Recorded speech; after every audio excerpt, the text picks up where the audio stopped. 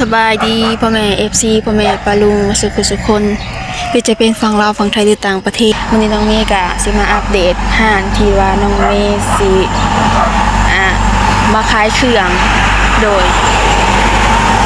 ประมาณนี้แต่น้องเมย์สิมาตั้งห้างน้อยๆตั้งนี่แหละ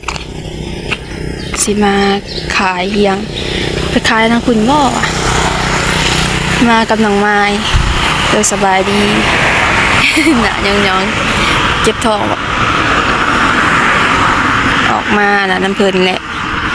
มาอัปเดตเบิ่งว่าหารที่น้องเมสิมาขายเครื่อง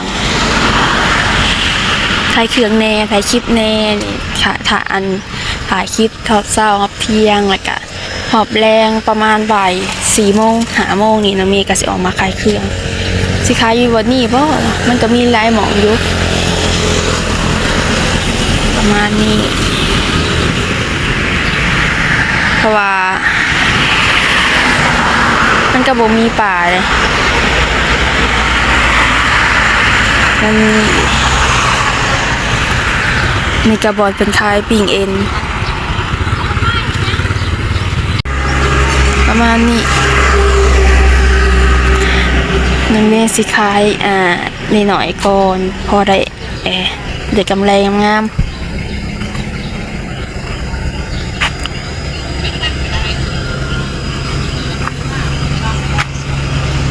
วันนี้น้องมี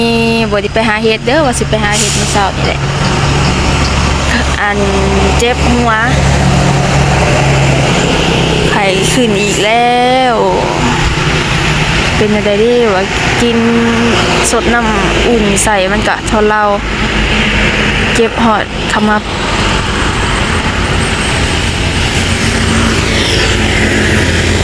โดยวันนี้น้องเมฆอะฝนตกในนั้นหนึ่งมาต่ออยู่เฮือนเลยเนาะมีว่าที่น้องเมย์ไปถ่ายอัปเดตเบิ่งกะไปเบิ่งห้านกะน้องเมย์สิไปตั้งโต๊ะตั้งห้านแหละขายเครื่องขายแบบว่าน้องเมย์ก็จะได้เลยแบบมียังก็ขายนะโดยประมาณนี้ไปขายไก่หมูอะไรหมูของน้องเมย์นี่แหละเพื่อนของน้องเมย์นี่แหละเพิ่นขายปิ่งเอ็นจำเอ็นนี่แหละโดยประมาณนี้สิไปตั้งใกล้ๆเพิ่นนั่นแหละน้องเมย์ก็เคยขายลูกซี่นั่นแหละเคยขายลูกซี่ขายฮอนดอกอีหยังนี่แหละประมาณนี้ขายแต่โดนแล้วช่วงหน้าขายดีเด้อยู่นี่นะที่น้องเมย์อัปเดตรีวิวให้เบิ่งนะเพราะว่าน้องเมย์ก็อยู่เฮือนละก็บ่ได้มีแต่เฮาหาค้าขายโดยเพราะว่าเฮาอยู่เฮือนเฮาก็แบบมันบ่มีเงินเด้อยู่เฮือนก็แล้วก็บ่มีแนวเฮ็ดแน่ก็เลยว่าหาขายเครื่องขายหอบแรงขายประมาณบ่าย5 โมง4 โมง5 โมงนี่แหละฮอดค่ำตอนเช้าประมาณ5 โมง6 โมง7 โมงนี่น้องเมย์ประมาณสิออกถ่ายคลิปแต่ว่า YouTube นี่ยังบ่ทันได้ปาเด้อพ่อแม่ปาลุงตอนเช้านี่เฮ็ด YouTubeตัดคลิปตัดยังแล้วก็ลงตอนแรกเลยน้องเมย์สิขายเครื่องน้องเมย์เฮ็ดของกินน้องเมย์เฮ็ดของอยู่ของกินนี่นะน้องเมย์สิถ่ายคลิปอัดคลิปแล้วก็มันก็ได้คลิปนึงเลยเด้คลิปที่2เฮาก็ไปซื้อนั่นซื้อนี่เฮาไปหาเฮ็ดหาหยังเพราะว่าน้องเมย์ไปหาเฮ็ดน้องเมย์ก็สิถ่ายเพราะว่าถ่ายยาวหลายกะนั้นถ่ายธรรมดาโดยชีวิตประจำวันนี่แล้ว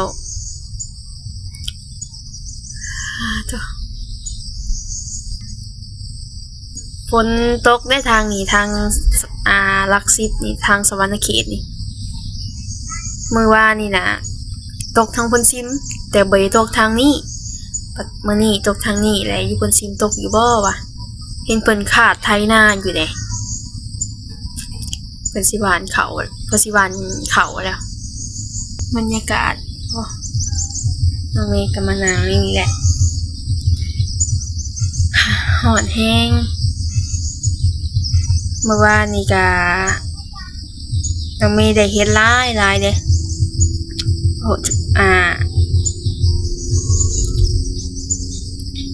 พอได้แกงพอได้กินแปลว่าพอได้แกง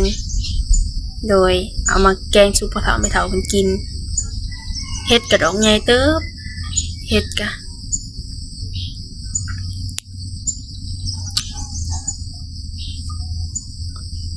เฮ้ยเมื่อวานนี้แกงเฮ็ดแล้วก็ลวกดอกกระเจียวจ้ำแจ่วกินเมื่อวานนี้แซ่บว่ะกินได้ก็แซ่บเลยเนาะหาก็กินแกงเฮ็ดนี่เพราะว่าหาเฮ็ดเพิ่งมื้อก่อนกะว่าสิแกงนั่นแหละก็เลยว่าให้แม่เฒ่าแกงซะก็เลยตัวเองว่าอย่าแหละให้แม่เฒ่าเพิ่นกินไปหาเมื่อวานนี่แหละน้องเมย์กะพอดีเพิ่นแกงให้กินเพิ่นว่ากินข้าวกันได้จังมื้อเพิ่นว่า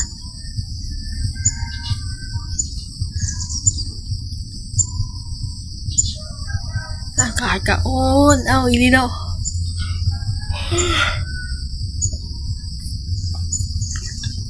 นั่งเอาบ่มีคากล้องซ้ำพ่อแม่พี่น้องเอ้ยเอิ้นพ่อแม่พี่น้องได้วันนี้ได้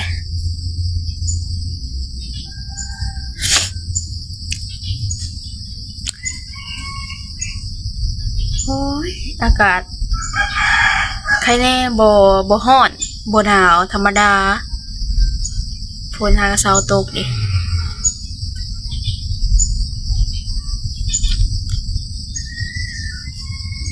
นี่ก็ไปเก็บเห็ดโดยก็เลยว่าบ่อ่านซ้ำลงคลิปนั่นก่อนวะแล้วจังมาลงคลิปนี้วะเฮาบ่ได้ลงลายมือกะคนเบิ่งกะบ่สู้ลายดิมี FC เพิ่นถามเนาะว่าน้องเมย์สร้างรายได้ได้แล้วบ่วะโดยโฆษณาเขาอยู่วะเป็นอะไรแบบว่าวิดีโอมันหน่อยบ่วะโดยแบบเฮ็ดอีหยังแบบอันแล้วมันแล้วเลยให้อ้ายเพิ่นเฮ็ดให้เพิ่นนี่แหละเพิ่นอยู่บรรทัดนี่แหละเพิ่นก็เป็น YouTube คือกันอันนั้นเพิ่นเฮ็ดเกี่ยวกับเพลงนะน้องเมย์ก็เลยว่าบ่เข้าใจหยังก็ปรึกษาเพิ่นโดยแบบว่ามันติดขัดหยังบ่หรือว่ามันเป็นจังได๋โฆษณาบ่เข้าอันนั้นนี่ก็ทักไปบอกเพิ่นโดยเพิ่นก็เป็นสร้างภาพแน่ถ่ายรูปงามๆเด้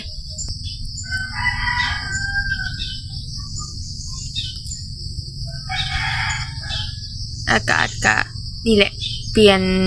นั่นแหละมีแต่คนเจ็บคนไข้เนาะโดยผู้ติดตามน้องเมย์ก็เริ่มเพิ่มขึ้นแล้วโดยน้องเมย์ก็ได้ถ่ายอัปเดตให้พ่อแม่ FC และก็บอนที่น้องเมย์สิได้ไปขายเครื่องนี่แหละโดย